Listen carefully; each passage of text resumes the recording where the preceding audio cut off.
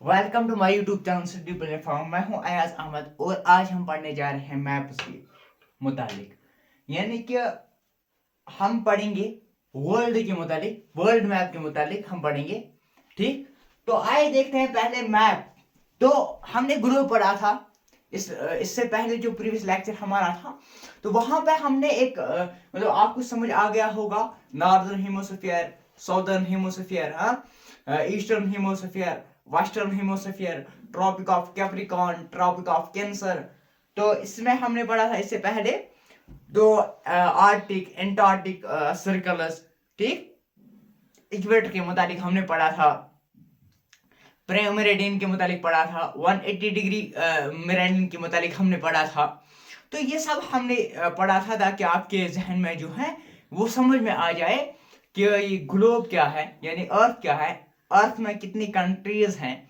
तो वो हम आगे पढ़ेंगे कितनी कंट्रीज हैं, मतलब आगे आगे जो हमारे लेक्चर्स आ रहे हैं उसमें हम पढ़ेंगे पूरे दुनिया में कितनी कंट्रीज हैं और किस मतलब कंटिनेंट क्या होता है, कंटिनेंट किस कंटिनेंट में कितने मुल्क है, मतलब कितने कंट्रीज हैं, किस कंटिनेंट में कितनी कंट्रीज हैं। तो ये हम पढ़ेंगे। तो ये पहले हम मैप्स की ओर आते हैं, थोड़ा सा पढ़ते हैं मैप उसके मुताबिक। अब जो मैप क्या है, अब पहले देखो हमारे पास ग्लोब है ना, ग्लोब सफरिकल शेप है।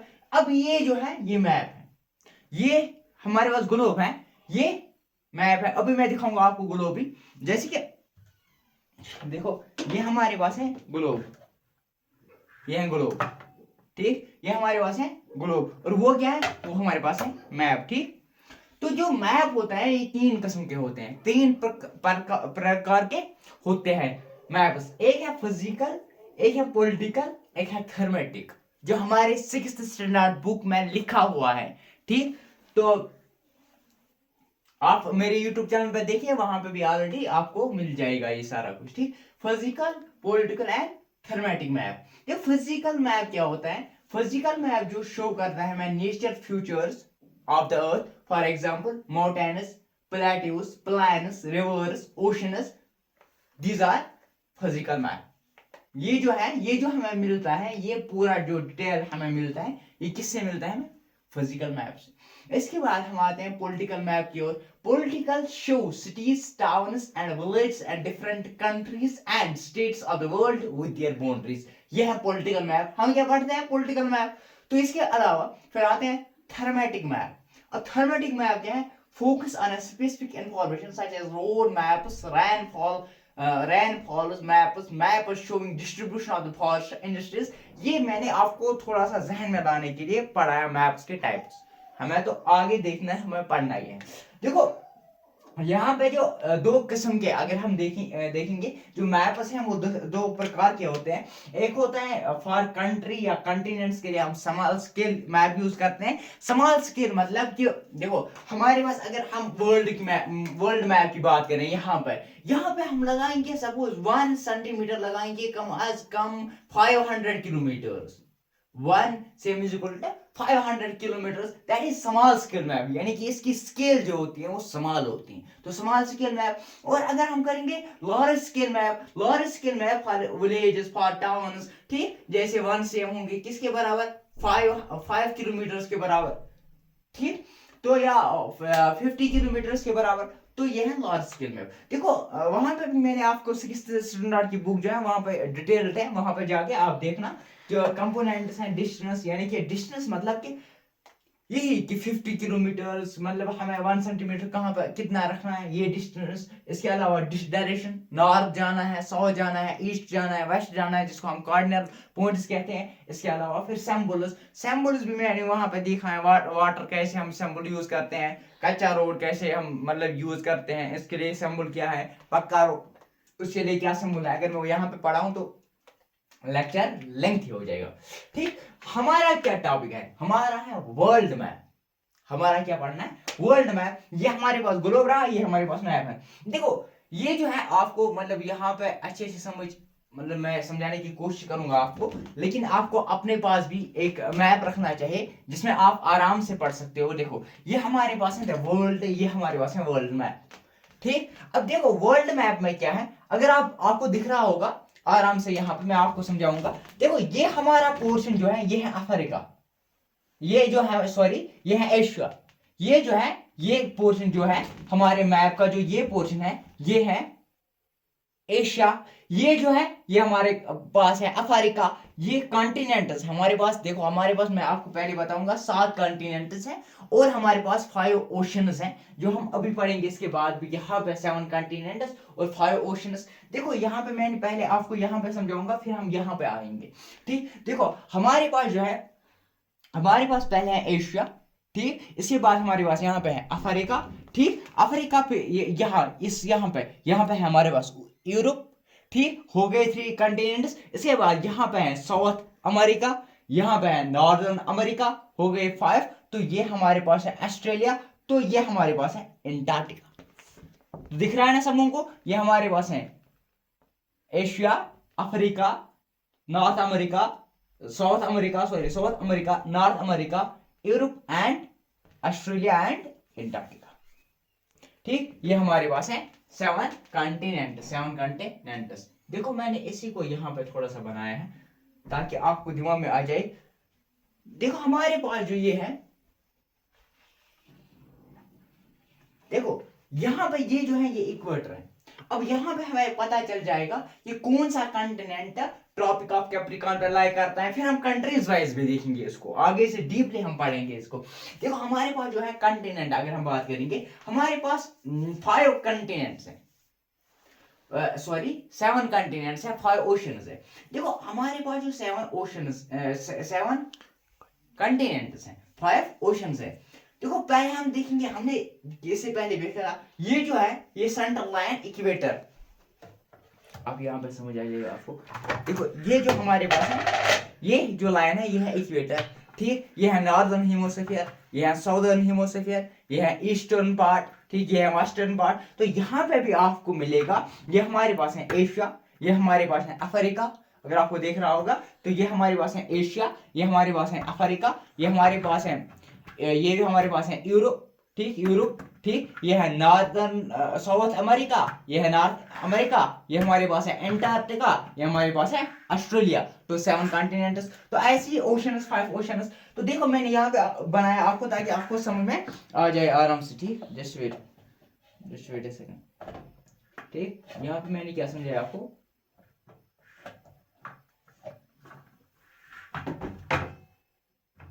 तो देखो हमारे पास जो है ये है 0 डिग्री, ये है इक्वेटर,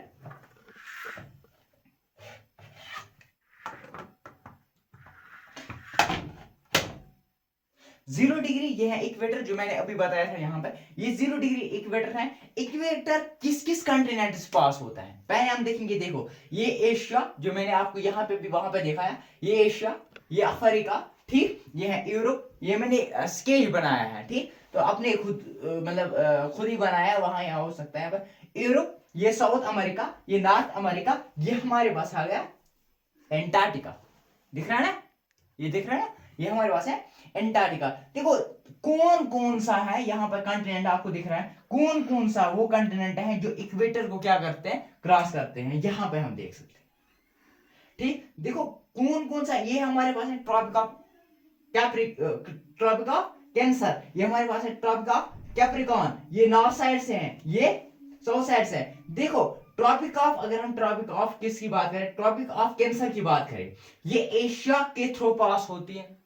एशिया जो है कॉन्टिनेंट को क्रॉस करता है, अफ्रीका को क्रॉस करता है और नॉर्थ अमेरिका को क्रॉस करता है। यूरोप को क्रॉस करता है, नहीं करता है। दिख रहा है ना आराम से। और ऐसे हम देखेंगे इक्वेटर, इक्वेटर एशिया को क्रॉस करता है, अफ्रीका को भी क्रॉस करता है और नॉर्दर्न और साउथ अमेरिका को भी क्रॉस करता है। ऐसे हमारे पास आ गया क्या 23½ डिग्री साउथ यानी tropic of Capricorn. Tropic of Capricorn Australia को भी क्रॉस करता है, अफ्रीका को भी क्रॉस करता है और साउथ अमेरिका को भी क्रॉस करता है। इसके अलावा फिर आ गया एंटार्क्टिका। एंटार्क्टिका किसको क्रॉस करते हैं,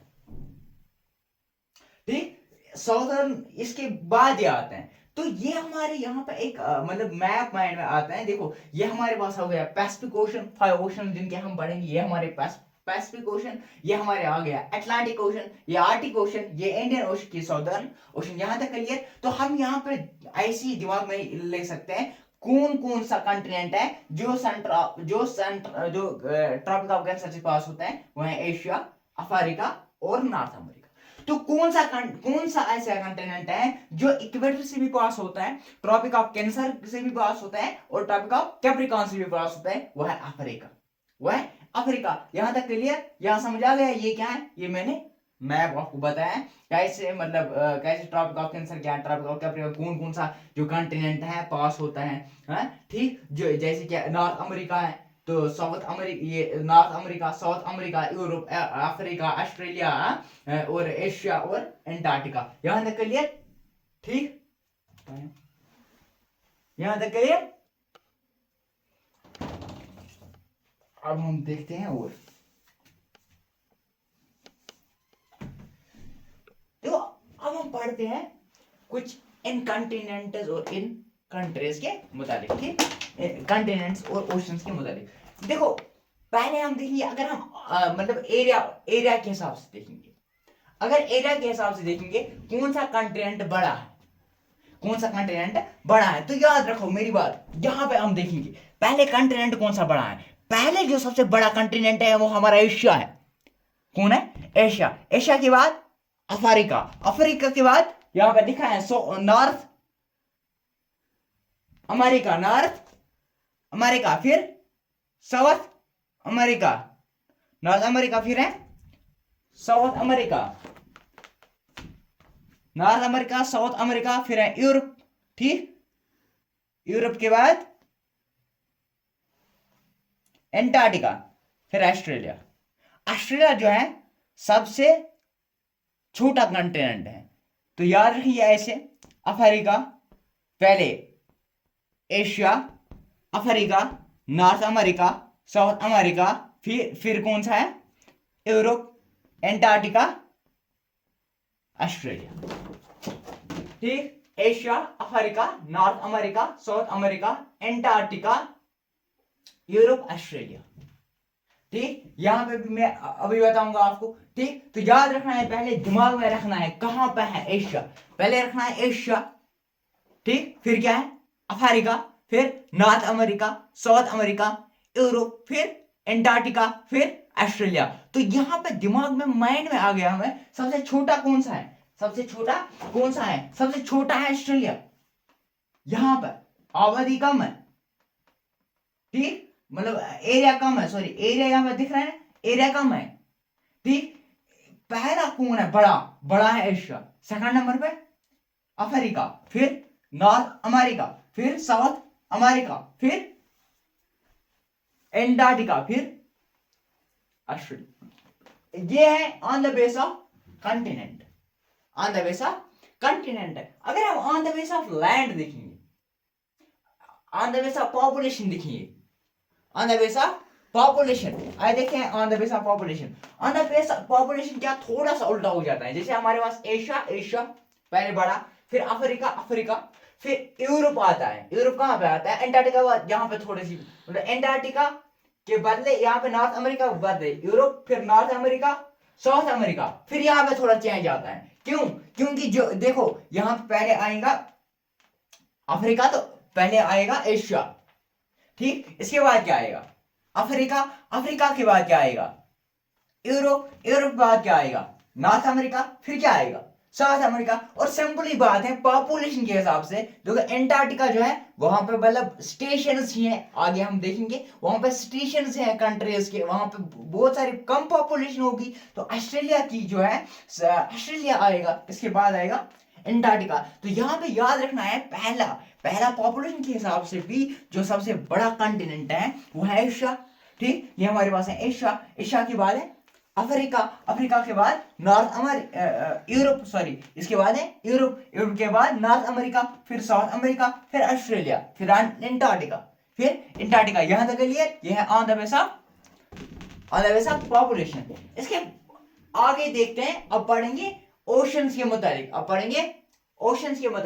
ओशंस में सबसे बड़ा ओशन जो है वो है, मतलब अगर हम, हमारे पास 5 ओशंस है। Pacific ocean, Atlantic ocean, Indian ocean, southern ocean and Arctic ocean. देखो अगर सबसे बड़ा ओशन जो है वो है पैसिफिक ओशन, यहाँ पे आपको मिलेगा साउथ पैसिफिक और नॉर्थ, ये पैसिफिक ओशन ये नॉर्थ साउथ साइड से है, तो साउथ पैसिफिक ये कोई मसला नहीं है। देखो पहले है पैसिफिक ओशन, इसके बाद है अटलांटिक ओशन, ठीक, फिर है इंडियन ओशन, फिर है साउदर्न ओशन, ठीक, साउदर्न ओशन के बाद है आर्टिक ओशन सबसे छोटा on the base of area and volume, यानी कि on the base of area volume and depth पहला है पैसिफिक ओशन, फिर अटलांटिक ओशन, फिर हमारे पास है इंडियन ओशन, इंडियन ओशन के बाद साउदर्न ओशन, फिर आर्टिक ओशन, ठीक। तो हमारे पास पहला आ गया सबसे बड़ा on the base of area, on the base of volume, on the base of depth हमारे पास आ गया पहले पैसिफिक ओशन, इसके बाद हमारे पास आ गया अटलांटिक ओशन, इसके बाद हमारे पास आ गया इंडियन ओशन,